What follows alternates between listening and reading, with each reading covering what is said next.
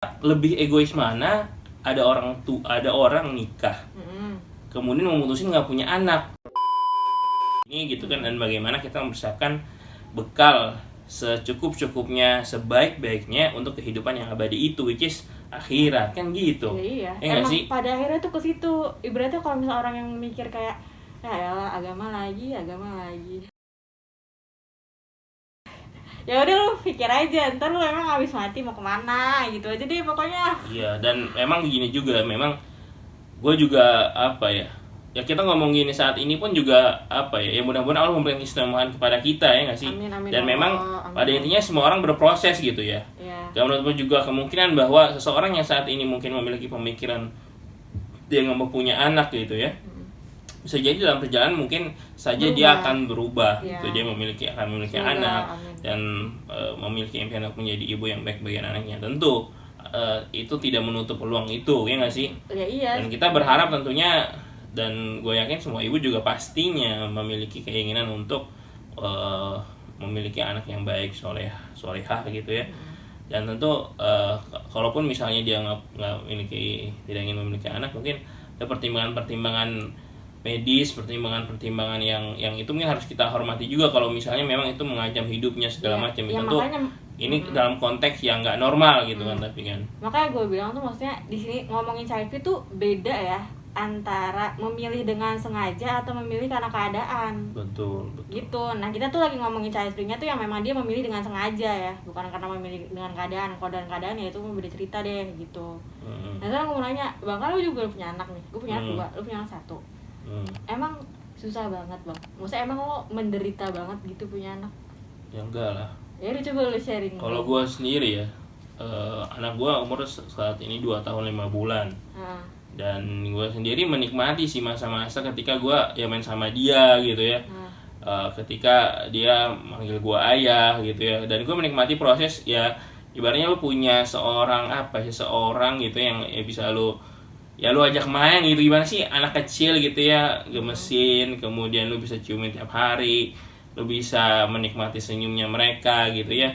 Dan kadang-kadang kalau misalnya dan gue harus akui ketika waktu itu gue pernah corona gitu sebulan gitu ya, gue nggak ketemu dia gitu ya, kangen juga gitu, maksudnya ya kangen pelukannya dia, kangen panggilannya dia gitu ya. Dan ya di satu sisi gue juga nggak menafikan bahwa ya gue sering juga kesel sama dia gitu ya, karena apalagi kalau anak lagi sakit. iya, kalau anak lagi sakit meraung-raung ngerengek gitu ya. Dan dan seringkali juga ibaratnya ini kalau anak gue suka nyubitin gue, gigit gue gitu ya. Gue udah berkali-kali ratusan kali mungkin ya untuk bilang jangan gigit ayah gitu ya, jangan cubit ayah, tapi ya dia keep doing that gitu ya. Terus mau apa gitu, ya udah nikmatin aja gitu. Menurut gue ya itu bagian dari proses yang satu sisi yang itu sebetulnya mendewasakan kita juga sebenarnya, membuat lo bersabar, membuat lo harus ya itu anak kecil gitu, anak lo sendiri gitu kan, yang lo harus bersabar, lo harus di satu sisi lo harus juga mengajarkan, mendidik dia, tidak berusaha untuk menjadikan dia seorang anak yang mandiri, yang di satu sisi juga dia harus lemah lembut, tapi di satu sisi nggak boleh terlalu cengeng gitu ya. Ya itu banyaklah seni-seni yang di situ mungkin lo belajar bagaimana ya itu managing people dari situ ya. Gue pikir kita sendiri juga sebagai sebagai orang tua belajar juga a lot gitu. Ya iyalah pasti. Jadi tetap susah ya Kak. Iya. Gak ada yang bilang gampang, gak ada. Iya. Kan kalau kata orang nih ya, jadi orang tua nggak ada sekolahnya, katanya gitu kan. Ya nggak sih? Bener-bener ini tuh yang kita rasain tuh pas udah lu jadi orang tua, lu nggak bisa keluar dari kalimat belajar seumur hidup. Iya. Itu bener-bener itu bukan sesuatu yang lu bisa post like game. Kayak komitmen lu gitu sebagai orangnya. Untuk dan satu lagi sih yang paling menantang ini kan mungkin anak lu masih kecil gitu ya. Dan mungkin yang paling menantang itu gimana lu menjadi teladan sebenarnya. Itu yang paling gue pikir. Mungkin kalau saat ini dia mungkin belum bisa nuntut apa-apa ketika kita misalnya meminta dia ngapain gitu ya. Tapi ketika once dia akan dewasa, pasti dia akan ngeliat ketika dulu kecil dia sering diarahin ayahnya untuk melakukan A, tapi kita sendiri nggak melakukan A gitu, malah melakukan Z gitu. Itulah tantangannya justru kan, dimana kita sebagai orang tua menjadi teladan bagi anak-anak kita. Dan itu jadi jalan juga buat motivasi buat kita buat jadi orang lebih baik. Betul. Itu sih, itu kenapa ya gue setuju banget sama statement kalau menjadi orang tua adalah cara tercepat untuk menjadi dewasa. Yes. Itu gue bener-bener ngerasain banget sih, gue bener-bener ngerasain banget. Stres tuh pasti ada, pasti itu mungkin. Cuman ketika nih lu stres, abis itu lu menanggulangi dalam konteks posisi lu sebagai orang tua, dan ketika dibandingkan dengan lu stres menanggulangi dalam konteks lu sebagai seorang yang single, itu beda. Yes. Dan satu lagi, gue jadi berpikir gini, kalau misalnya tadi ada yang bilang bahwa ada orang gitu ya, orang yang orang yang dia itu ingin anak agar ketika nanti dia sudah tua ada yang jagain, ketika nanti dia sudah anak-anak yang lain sudah gede masih ada anak kecil yang nemenin, itu disebut egois. Gue justru kepikiran ketika lebih egois mana ada orang nikah kemudian memutusin nggak punya anak karena nggak mau capek, nggak mau letih, nggak sih? Iya benar. Lebih egois mana menurut lo? Ya kalau menurut gue sih yang kedua ya. Nah, apalagi nih ya kalau sampai maksudnya opininya itu semakin terbentuk dan akhirnya malah banyak yang ngikutin, wah itu menurut gua bisa bahaya. Dan satu lagi nih, gua nggak tahu ya disadari atau enggak sama public figure itu ya. Dan gua nggak tahu apakah public figure itu mendukung pemikiran itu. Tetapi bagi gua yang gua cukup ya concern dengan isu-isu dan juga pemikiran-pemikiran dalam tanda kutip agak nyeleneh bagi kaum-kaum kayak LGBT, kaum-kaum yang yang kalau orang kiri lah gitu ya, yang memang punya misi-misi untuk ya bukannya apa-apa, tapi ini gue pikir ini fakta gitu, yang ingin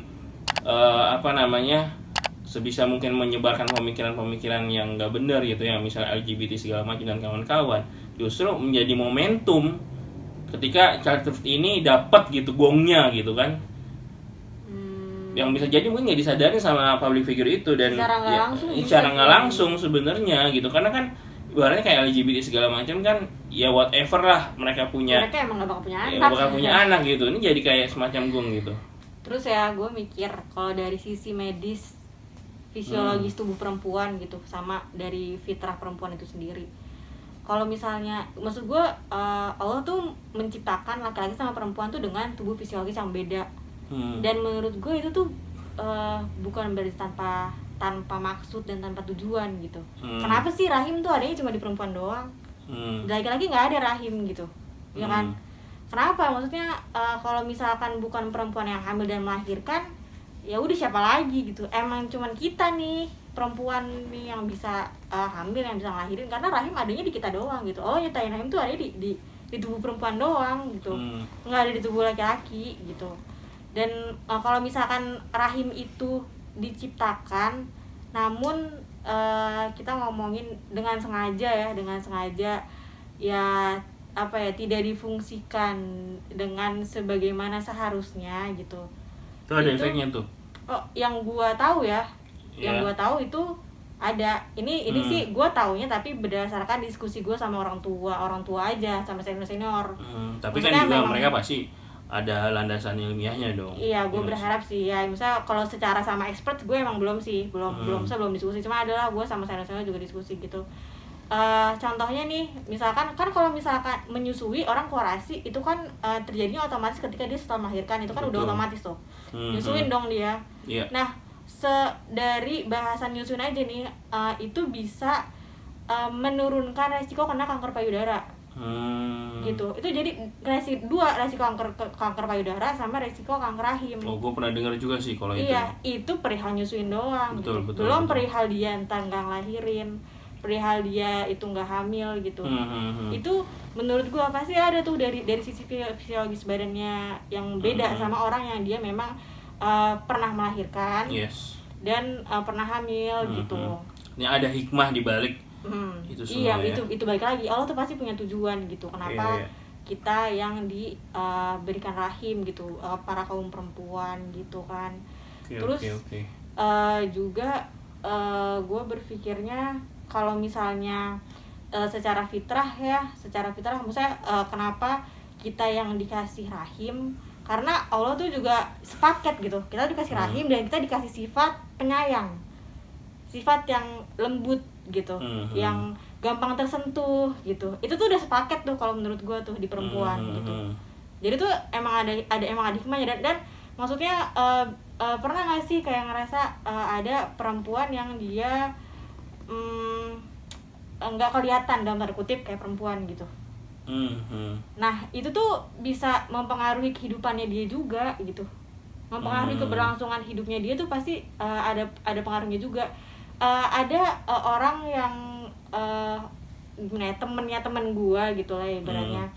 Karena gue nggak tahu ini beneran ngaruh apa enggak gitu, atau misalnya realnya gimana, tapi karena dia berperilakunya terbiasa seperti laki-laki, itu sampai bisa mempengaruhi hormonnya. Jadi hormon testosteronnya dia lebih tinggi gitu. Oke. Itu sampai bisa kayak gitu loh gitu. Jadi gue yakin banget lah, maksudnya Allah menganjurkan kita punya anak, Allah menitipkan rahim di perempuan gitu, kita yang lahir, kita yang hamil, itu semua tuh ada hikmahnya gitu. Cuman emang kadang tuh akal kita tuh terbatas aja gitu.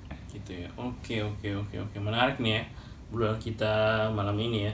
Cuman kayaknya kita udah cukup lama nih Bang ngobrol dan sudah di penghujung acara, jadi kita mesti ngasih closing statement nih. Kalau dari lu gimana?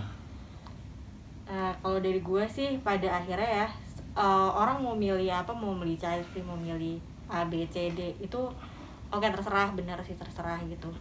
Cuman yang gue yakinin adalah itu pasti tergantung orientasi hidup seseorang gitu. Orientasi hidup lu tuh ya buat apa? Buat dunia kah? Buat akhirat kah? Bukan cuma sekedar kayak orientasi gue, pokoknya gue buat kerja gitu, atau enggak pokoknya gue buat duit gitu. Maksud gue yang lebih panjang dari itu kan kayak buat duit, buat kerja, itu kayaknya konteksnya menurut gue tuh itu jangka pendek ya. Bener-bener kayak lo tuh bener-bener kayak mikirin abis dunia ini tuh bener ada kehidupan lagi apa enggak, terus beneran ntar gue beneran bisa mati apa enggak, kalau mati gue kemana, lebih kayak gitu orientasinya gitu. Masing-masing tuh punya gitu ya. Dan yaudah oke, semuanya tergantung orientasi hidup orang masing-masing. Sama kalau dari berpikir tentang punya anak tuh sebenarnya susah, menderita, memberatkan sampai akhirnya kita nggak milih untuk punya. Gue merasa bahwa fase punya anak pun sama dengan fase-fase kehidupan lainnya yang pasti ada enaknya dan ada enggaknya gitu. Ada konfliknya dan ada cara ngatasinnya gitu. Jadi ya sama aja kok, kayak misalkan lo kerja terus lo ngerasa stres ya, apa ya abis lo milih untuk gak kerja gitu kan, nggak juga gitu. Oke, kalau dari gue tadi gue sependapat sama lu bahwa ya tentu kita nggak bisa maksain kehendak kita buat dipakai sama orang lain gitu ya. Dan gue pikir kita juga harus menghormati pilihan masing-masing orang gitu ya. Tentu masing-masing orang punya hak untuk memilih hidupnya sendiri bagaimana, dan tentu dari setiap pilihan pasti ada konsekuensi logisnya. Dan buat gue sendiri untuk child free, gue memilih untuk tidak melakukan itu gitu ya. Dan gue kira kalau dari gue sendiri, kenapa akhirnya gue punya anak pun gue kembalikan juga sebagaimana tujuan nikah itu salah satunya adalah yang memiliki keturunan gitu. Dan itu satu-satunya cara yang diridhoi Allah, yang berkah, caranya melalui menikah gitu ya. Dan itulah caranya satu-satunya yang lu bisa melakukan keturunan gitu kan, dan berkah gitu. Nah dan balik lagi kepada cara pandang masing-masing orang ya. Tadi lu juga sempat mention itu, dan cara pandang terbaik adalah cara pandang terbaik, kemudian juga melakukan pilihan-pilihan di hidup kita. Tentu kita harus mengembalikan kepada apa yang menjadi landasannya gitu ya, apa pertimbangannya. Dan gua kira tidak ada yang lebih baik selain tentu kita mengembalikan landasannya kepada agama kita sendiri gitu ya, yang istilahnya yang kita yakini itu benar, yang kita yakini itu adalah sebaik-baik ajaran dan juga nilai. Dan memang dalam konteks merealisasikannya tentu kita butuh komitmen, butuh perjuangan, dan itu tidak mudah. Tapi bukan berarti kita harus membuangnya dari pikiran kita atau menegasikan itu. Yang justru harus kita lakukan adalah bagaimana kita melakukan berbagai upaya-upaya gitu ya untuk merealisasikan nilai-nilai ataupun keyakinan agama kita dalam hidup kita. Bagaimana dengan para audiens?